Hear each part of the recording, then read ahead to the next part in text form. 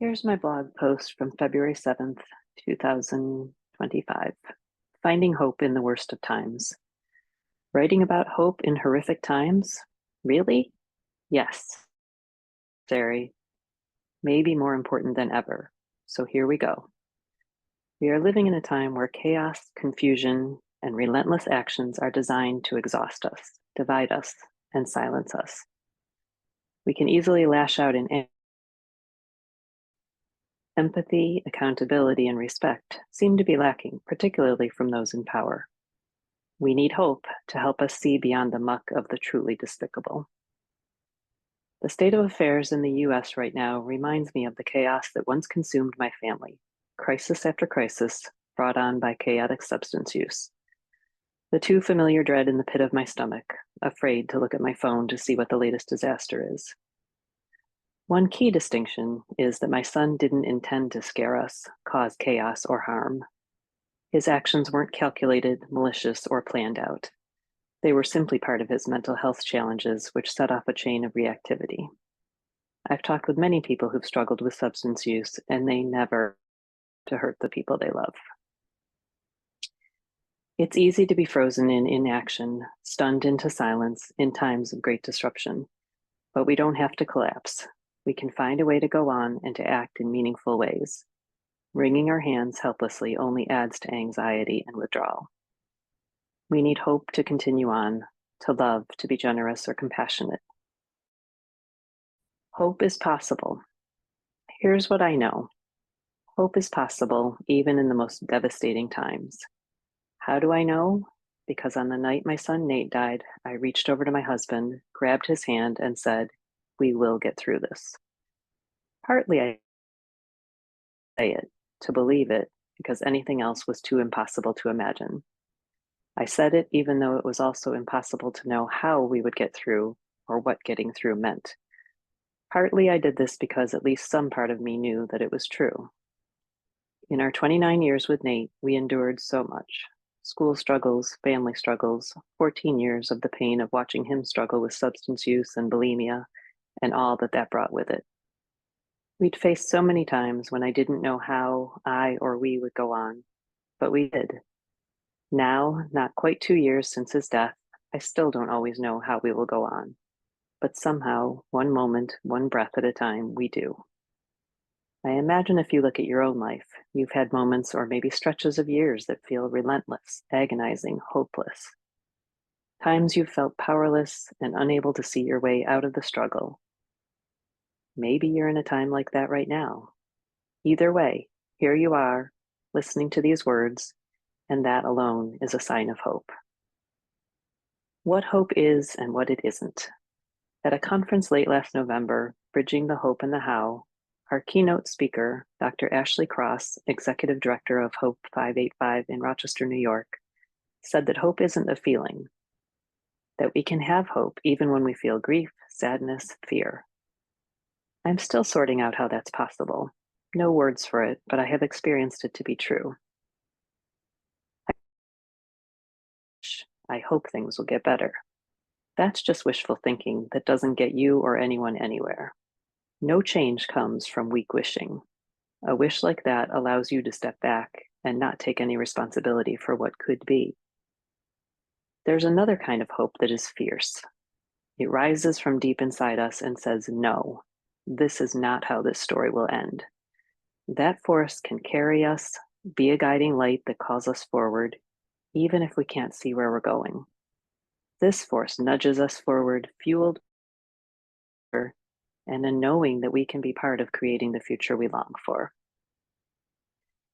In his book, 8 Ways to Hope, Charting a Path Through Uncertain Times, William Miller writes, hope is all about anticipation of what is not yet. It is a liminal space, a threshold to what may yet be. What is not? What may yet be? Those words alone bring pause. An interesting reflection, a reminder that we simply do not know. All we can know is what's already happened and what is happening right here, right now in our direct experience. We do not know what is coming in the future. Even when things are happening that make it, we still cannot foresee the future. We don't have to fall into the trap of foregone conclusions. Hope and fear. Miller goes on to say, both hope and fear project images of what could come to pass, and both can be powerfully motivating. They are alternative lenses through which we view an uncertain future. Hope tends to expand our horizons, while fear contracts them. Have you noticed that? Fear brings us into tunnel vision, where we can only see the path of doom. It constricts our bodies. Breathing becomes shallow, jaw clenches, gut grips. Our thoughts run on a repetitive loop with all that we fear. I know how this is going to go. We find ourselves unwilling or unable to imagine any outcome other than what we dread. The creative capacity to find better ways and even the will to find them. Hope is about finding both the will and a way forward, writes Miller. When we feel trapped, when we feel powerless to do anything that will make a difference, we can lose hope. Of course we can. It's so natural, especially if the scene feels familiar. You've been here before. Here we go again, thoughts come rushing in. Of course. But can you consider that this time could be different? You're not the person you were the last time you faced this situation, even if it was only yesterday or a few hours ago, which means that everything else about this scenario is also different than it was. The door to hope cracks open a tiny bit.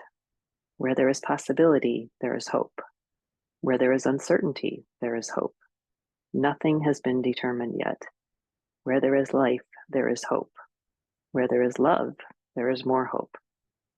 When people come together for the greater good, hope rises and ripples out. Hope and fear are both contagious. They spread between people like a creeping vine that quickly takes over. So you get to decide if you're spreading fear or hope, what seeds you want to plant. Can you be a force of hope, even in times of great darkness when all seems lost? Courage is not the absence of fear, but moving ahead in spite of it, says Miller. The fear will be here, as will grief, sadness, confusion, anxiety. But they don't have to be the only forces at play, and we don't have to give them the final word. One thing is for certain, running around and adding to the frenzy and panic helps no one. We must do what we can to find a ground that allows us to come into the world in a healthy way. Creating a legacy of hope. Hope creates hope. We can give hope to others when they're not feeling it. Our words and actions can create a ripple of hope. In Hope Rising, How the Science of Hope Can Change Your Life by Casey Gwinn and Chan Hellman, the authors share many ways to cultivate, strengthen, and grow hope. Hope needs attention and effort to sustain it. It doesn't remain untended. In their final chapter, Leaving a Legacy of Hope, they share lessons learned from two old guys. Some that feel poignant in this moment are: teach your children and friends to be hope-centered. When the time is right, bad stuff in life. Empathy always opens doors. Listen more than you talk. Run from negative people. Find cheerleaders and encouragers. Surround yourself with positive role models. Focus on strengths, not weaknesses or deficits. Use your power and influence to bless children. When you use your powers for good and act in ways that bless the children and the future children of the world, you are leaving a ripple that builds people up and generates more hope, kindness, and caring. A friend once called me a possibilitator, a term that lit me up. I define it as one who shines the light of hope and possibility, especially in times of darkness.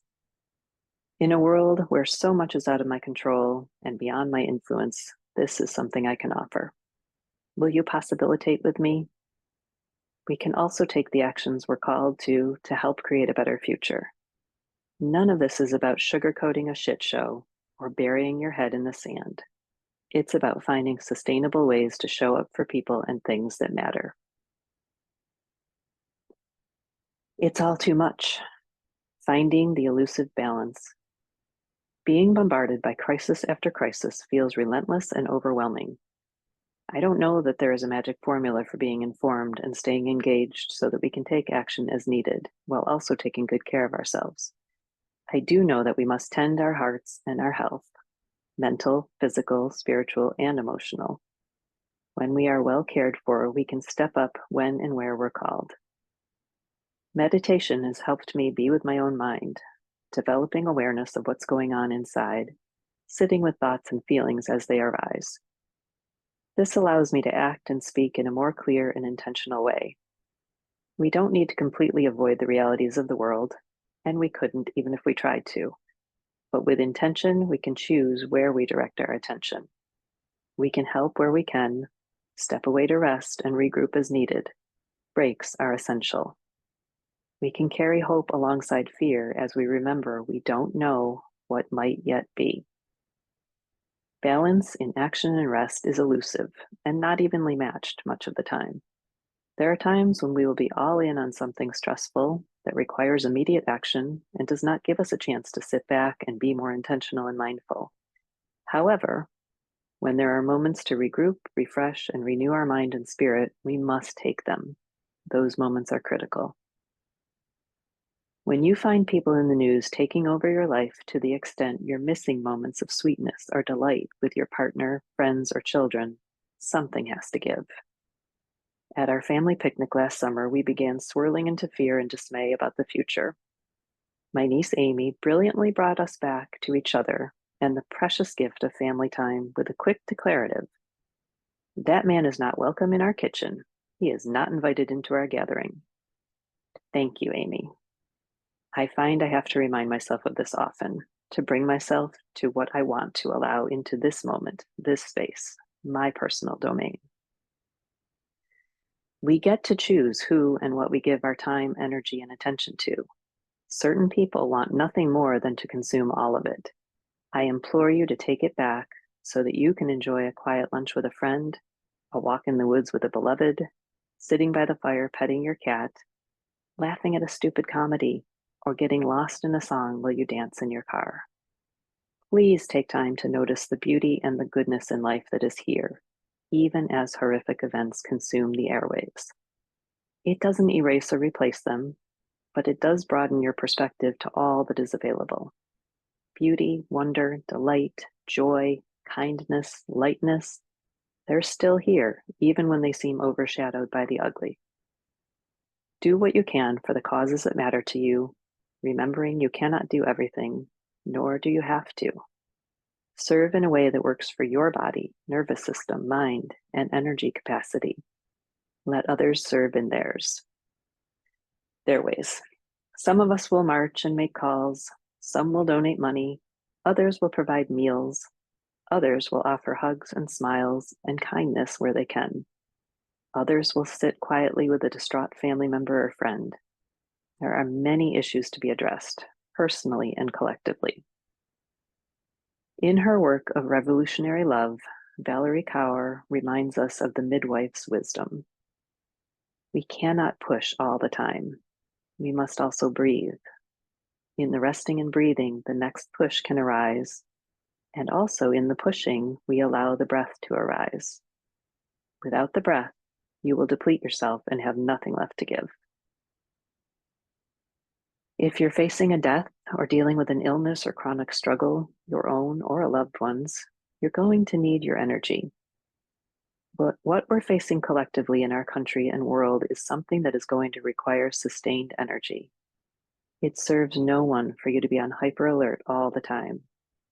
In our journey with Nate, we learned that sleep was vital, and so we chose to turn off our phones at bedtime.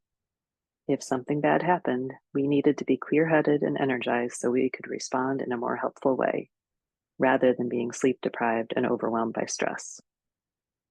When can you allow yourself to disconnect for a period of restorative time? What helps you to hope? I'm not always sure what helps me to have hope.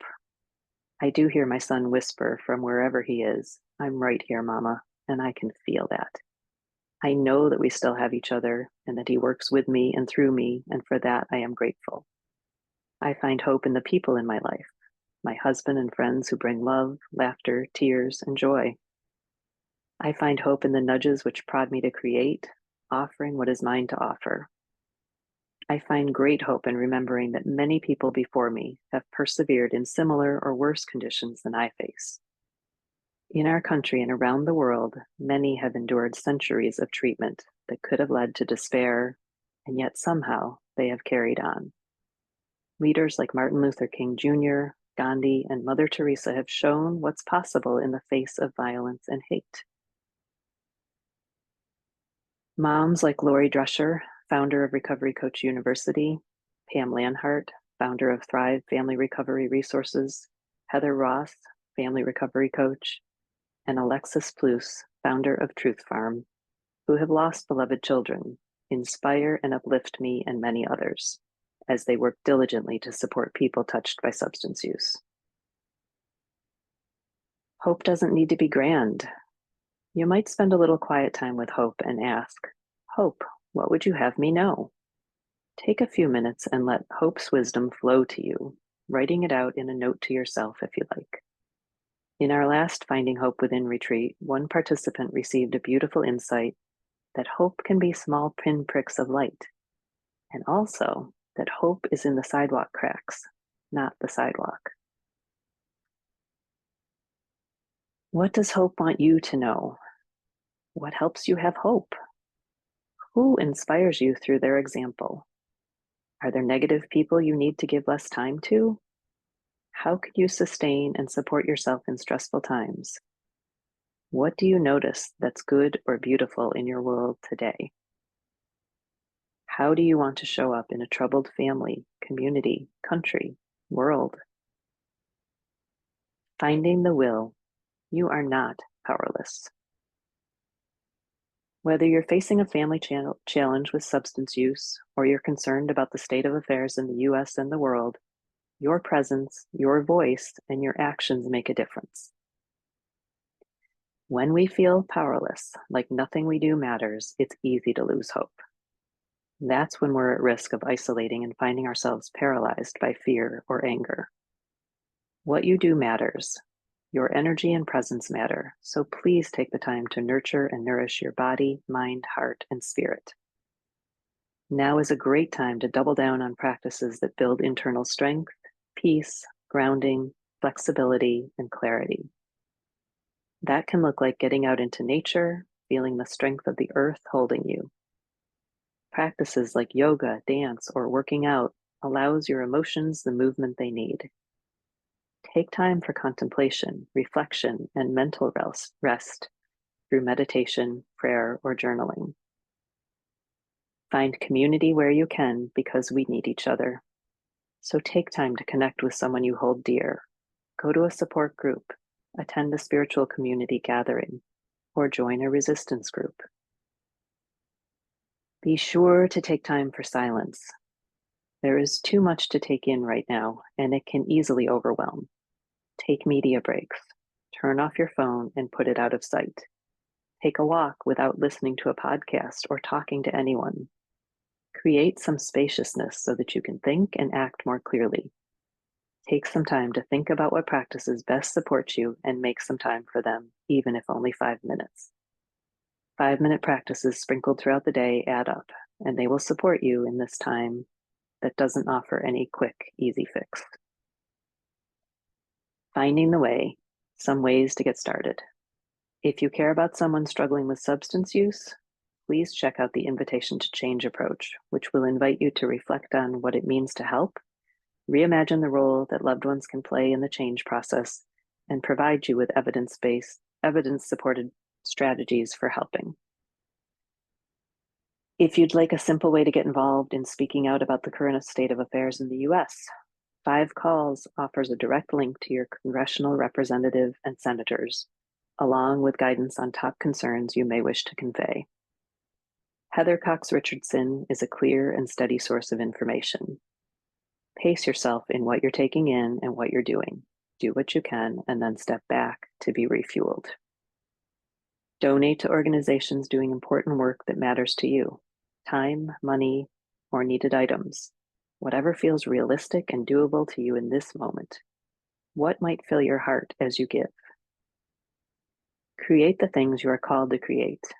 It can be easy to shut down in the weight of overwhelm, but your creative offerings, whether that's art, music, writing, videos, playlists, retreats, they are needed and they matter. Make time for music. I've included a couple of playlists on my blog, so you're going to need to go there to get those links. But there's one for finding hope to support you in the wild and crazy time. And there's a Power Me Up playlist for when I need a boost. Music can lift your spirits or bring the release of tears, encourage you to keep going, or give you something to dance and sing to. It helps us get out of our heads and into our souls. Music matters. Make your own playlist to carry you through the dark times. Find your people. In times when we feel scared, alone, or isolated, community is even more important. I know it's harder to access because it takes energy and vulnerability to connect, but the effort will pay off. Phone a friend. Can we please bring back spontaneous phone calls and voicemails? Even if we don't connect, at least we can hear each other's voices. Find a group that supports your hobbies, passions, causes, personal development, recovery, or spiritual needs, to name a few, in person or online. Remembering that you're not alone can really help. Give yourself a little oasis. Speaking of community, I invite you to join me on Monday, February 17th for a mini retreat, Finding Hope Within, from 12 to 1:30 Eastern. Let's come together, bringing whatever is present and cultivating a little bit of hope, that elusive what might yet be. Find and create joy, delight, and wonder. This is not a frivolous thing. Your energy matters. How you behave and speak matters. Small acts of kindness and moments of joy matter. Keep doing what you enjoy with joy. Joy is a form of resistance, says Heather Cox Richardson. Take a minute to watch this clip. It's very empowering. It allows you to take back your power and refuse to give in to the forces that are bringing you down. Keep loving on people and believing in a better future, even if we don't quite know what it will look like. Find ways to offer compassion to yourself and others. Our world desperately needs this energy. Showing up and acting from a place of love, kindness, and compassion makes a difference and builds hope. Your hope might take root, grow, and spread. It's certainly worth a try. Hold your loved ones close. Reach out and grab the hand of someone you love and say, "We will get through this." Even if you don't know how, you're planting the seed of hope and possibility. Even if you might not get the outcome you would like, are you willing to give it a go? What's working for you? Please, please share. We learn and grow together.